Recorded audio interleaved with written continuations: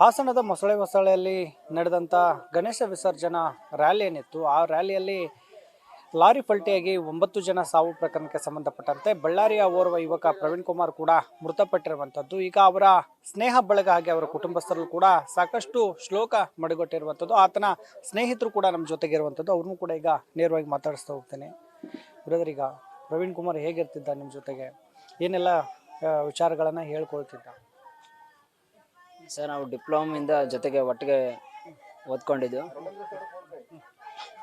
Diploma complete ಆದಮೇಲೆ ನಂದು campus ಆಯಿತು. ನಾನು 1 ಇಯರ್ ಕೆಲಸ ಮಾಡಿದೆ.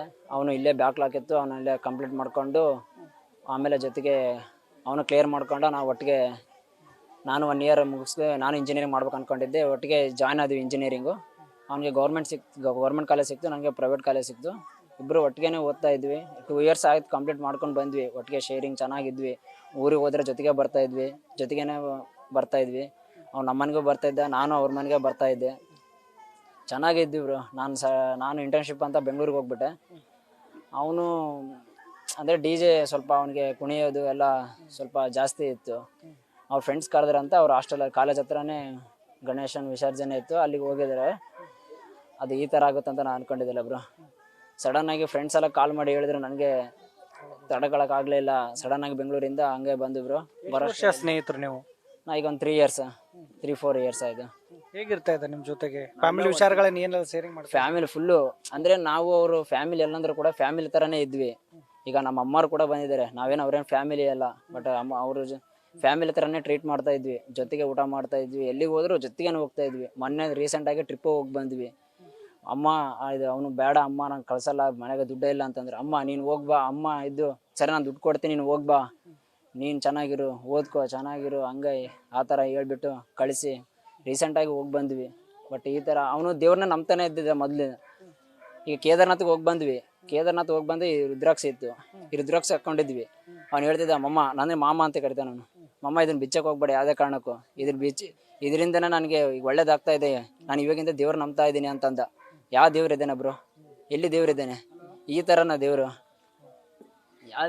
ಜೀವನದ ಬಗ್ಗೆ ಯಾವೆಲ್ಲ ಕನಸು? ಅವ್ನು ತುಂಬ ಕನ್ಸ್ಕೊಂಡಿದ್ದೆ ಬ್ರೋ. ಅಮ್ಮನ ಚೆನ್ನಾಗಿ ಮಾತ್ರ ನೋಡ್ಕೊಳ್ಬೇಕಂತ ತುಂಬ ಆಸೆ ಇಟ್ಕೊಂಡಿದ್ದೆ ಬ್ರೋ. ಫುಲ್ಲು ಯಾವ ಥರ ಅಂದರೆ ಅವನು, ನಾನು ಏನೇ ಕಷ್ಟಪಡಲಿ, ನಾನು ಎಷ್ಟೇ ಕಷ್ಟ ಬರಲಿ, ನಾನು ಅಮ್ಮನ ಚೆನ್ನಾಗಿ ನೋಡ್ಕೊಬೇಕು ಅಷ್ಟೇ. ಅವ್ನ ಮೈಂಡಲ್ಲಿ ಇದ್ದಿದ್ದು ಅದು ಒಂದೇ ಬ್ರೋ. ಅವನಿಗೆ ಭಾಳ ತುಂಬ ಬಡತನ ಬ್ರೋ. ಅವ್ರ ಮನೇಲಿ ಹೆವಿ ಬಡತನ. ಅವ್ರ ಮನೇಲಿ ಅಕ್ಕ, ಅವ್ರ ಮಾಮ, ಅವ್ರ ಅಮ್ಮ, ಅವನು 4 ಜನ ಇರ್ತಿದ್ರು ಬ್ರೋ. ಅದೇ ಮನೆ, ಅವ್ರು ಚಿಕ್ಕ ಮನೆ ಅವ್ರದ್ದು, ಅಲ್ಲೇ ಇರ್ತಿದ್ರು ಬ್ರೋ. ಈಗ ತುಂಬ ಕಷ್ಟ ಆಗ್ತಿದೆ ಬ್ರೋ ಅವ್ರ ಅಮ್ಮಗೆ. ಅವನೊಬ್ಬನೇ ಮಗ. ಈಗ ಅವನು ಇಲ್ಲಾಂದ್ರೆ ಮನೆ ನೋಡಿದ್ರೆ ಸಣ್ಣದು, ಅದರಲ್ಲಿ ಉದ್ಯೋಗದ ಬಗ್ಗೆ ಸಾಕಷ್ಟು ಕನಸುಗಳಿತ್ತು. ತಂದೆ ತಾಯಿನ ಆ ಥರ ನೋಡ್ಕೊಳ್ಬೇಕು. ಯಾವೆಲ್ಲ ವಿಚಾರಗಳನ್ನ ಶೇರಿಂಗ್ ಮಾಡ್ಕೊಂಡಿದ್ರ? ಅದೇ ತಂದೆ ಇಲ್ಲ ಅಂತ ಅವನು ಮೊದ್ಲಿಂದನೇ ನೋವಿತ್ತು.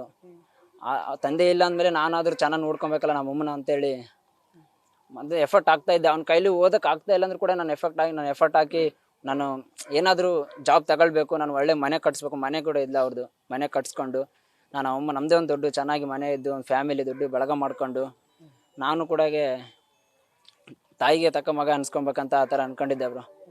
ಬಟ್ ಏನು ಮಾಡ್ತೀರಾ, ಎಲ್ಲ ವಿಧಿ. ಯಾವ ದೇವರು ಇಲ್ಲ ಬ್ರೋ, ಏನೂ ಇಲ್ಲ. ಸುಮ್ಮನೆ ದೇವರು ಅನ್ಕೊಂತೀವಿ ಬ್ರೋ. ಯಾವ ದೇವರು ಇಲ್ಲ, ಏನೂ ಇಲ್ಲ. ಯಾವಾಗ ಮಾತಾಡಿದ್ರು ನಿಮ್ಮ ಜೊತೆಗೆ ಕೊನೆಯದಾಗಿ? ಲಾಸ್ಟ್ ಬ್ರೋ, ನಾನು ಕಂಪ್ನಿ ಕೆಲ್ಸಕ್ಕೆ ಹೋಗಿ ಬಂದ್ಬಿಟ್ಟು ನೈಟ್ ಆಗಿತ್ತು, ಒಂದು 12 ಆಗಿತ್ತು. PUBG ಆಡೋಣ ಅಂತ ಕರೆದೆ. ಒಂದು ಇವತ್ತು ಪ್ರೆಸೆಂಟೇಷನ್ ಇತ್ತು ಬ್ರೋ.